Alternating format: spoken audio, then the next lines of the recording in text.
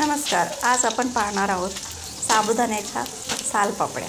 पहा किती छान मस्त फुलली ना. आमच्याकडे याला सालपापड्या म्हणतात. तुमच्याकडे काय बोलतात, साबुदाण्याची पापड की सालपापड्या? तुम्ही नक्की कमेंट करून मला सांगा. अगदी कमी वेळेमध्ये जास्तीत जास्त साबुदाण्याचे पापड म्हणा किंवा सालपापड्या ह्या कशा बनवायच्या याची रेसिपी आपण आज पाहणार आहोत. चला तर रेसिपीला सुरुवात करूया. याच्यासाठी मी 250 ग्रॅम साबुदाणे घेतलेले आहेत. ते मी 4-5 तास भिजवले की रात्री पण भिजत टाकले आणि सकाळी केलं तरी चालतं. ह्याच्यामध्ये थोडीशी चटणी टाकलेली, लाल तिखट आणि स्वादानुसार मीठ. लाल तिखट म्हणजे फक्त मिरची पूड आहे ही. आता आपण हे सर्व चांगलं मिक्स करून घेऊया चमच्याने. सर्व एकजीव केल्यानंतर आणि याच्यामध्ये तुम्ही आत्ता याच क्षणी 2 चमचे लिंबाचा रसही घालू शकता. त्याच्याने पण चव छान येते. आणि तिखट पण ऑप्शनल आहे. आणि हे साबुदाणे एकदम असे कोरडे कोरडे होते म्हणून थोडंसं पाणी टाकलेलं आहे. ते थोडे ओलसर असावे म्हणून. तुमच्या साबुदाण्यामध्ये जर पाणी थोडं शिल्लक असले तर मग वरून टाकायची काही गरज नाही. आता इथे मी एक जाड बुडाचं भांडं घेतलं आहे. त्याच्यामध्ये 3 भाग पाणी घेतले आणि एक सुती कपडा घेतला. तो त्याला वरती असा बांधून घ्यायचा चांगला. ते कापड बांधताना लक्षात घ्यायचं की ते कापड असं वरती काठाच्या भोवतीच राहिलं पाहिजे, असं खाली ते लोंबतं राहिलं नाही पाहिजे. असं व्यवस्थित पॅक बांधून घ्यायचं पाण्याच्यावरती आणि मग ते गॅसवर ठेवायचं. गॅसवर ठेवल्यानंतर सर्व बाजूने चेक करायचं की ते खालच्या साईडनं तर आलेलं नाही ना. असले तर ते वरती सरकून द्यायचं आणि गॅस फुल चालू करून पाणी तापायला ठेवायचं. आता इथं मी बरण्यांचे झाकणं म्हणजे जे माझ्याकडे उपलब्ध आहेत ते सगळे झाकणं घेतलेली आहेत आणि त्याला थोडं थोडं तेल लावून घेते मी. म्हणजे एकदा बोट बुडवलं की ते त्याच्यामध्ये 2-3 झाकणं आपण तेल लावून घ्यायचं, म्हणजे जास्त तेल लावायची गरज नाही. आणि आता या झाकणांमध्ये थोडा थोडा साबुदाणा टाकून तो प्लेन करायचा, म्हणजे एक थराचा साबुदाणा ठेवायचा त्याच्यामध्ये. थोडासा वरती राहिला तरी काही प्रॉब्लेम नाही.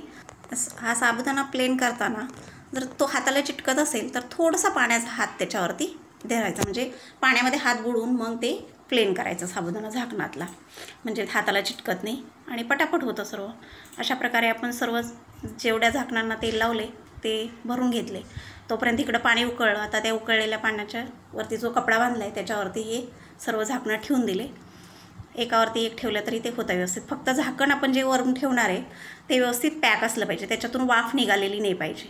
आता हे तयार होतं आहे तोपर्यंत आपण उरलेले झाकणं भरून घ्यायचे.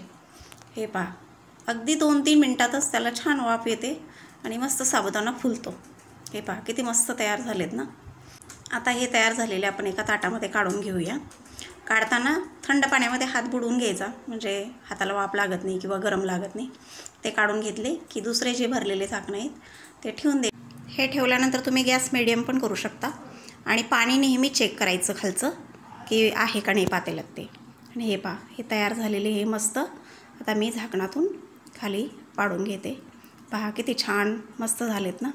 साबुदाणे अगदी चांगले वाफेने फुललेले आहेत, पाहू शकता तुम्ही. आणि अगदी गोल मस्त अशाच प्रकारे सर्व झाकणातलं काढून घेऊया. काय काय झाकणाला टॅप करावं लागतं थोडंसं आणि काही काहीचं आपोआप निघून येतात, तुम्ही पाहू शकता. या पद्धतीने केल्यानंतर खूप पटकन होतात. पण कापडाच्या ऐवजी जर तुम्ही झाकण ठेवलं किंवा चाळणी ठेवली तर त्याला खूप वेळ लागतो वाफ यायला आणि कधीकधी साबुदाणे चांगले फुलत पण नाही. त्याच्यामुळे हे कापड बांधूनची जी प्रोसेस आहे ती खूप छान आहे आणि तुमचा गॅस पण वाचतो आणि साबुदाण्याच्या पापड्या पण खूप छान होतात, तुम्ही पाहू शकता. फक्त झाकण काढताना कापड हाताला गुंडाळून व्यवस्थित घ्यायचं, नाही तर वाफ लागू शकते, तेवढी काळजी घ्या. आणि अशा प्रकारेच तुम्ही पण एकदा ट्राय करा. सर्व साबुदाण्याच्या सालपापड्या करून घेतल्या. अगदी छोट्या झाकणातल्या असो मोठ्या झाकणातल्या सगळे साबुदाणे पहा किती छान मस्त फुललेले दिसत आहे वाफेवरती. अशा प्रकारे. आणि हे मी घरातच सुकवलं आहे फॅनखाली.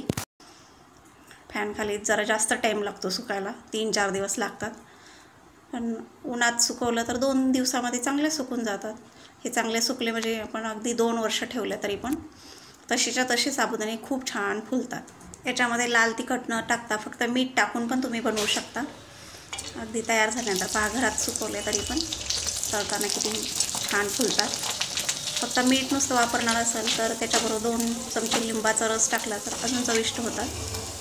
हे पहा, साबुदाणे किती छान फुललेले. अगदी एक थर नसला त्याच्यावरती थोडेसे गेलेले असले तरी पण मस्त फुलतात. आणि ही छोट्या झाकणातली. व्हिडिओ आवडला असेल तर लाईक करा, शेअर करा, सबस्क्राईब करा आणि रेसिपी कशी वाटली हे तुम्ही कमेंट बॉक्समध्ये नक्की सांगा. आणि पुढची कोणती रेसिपी तुम्हाला पाहायला आवडेल हे मला नक्की कमेंट बॉक्समध्ये सांगा. व्हिडिओ पाहिल्याबद्दल मनापासून खूप खूप आभार. नेहमी आनंदी राहा.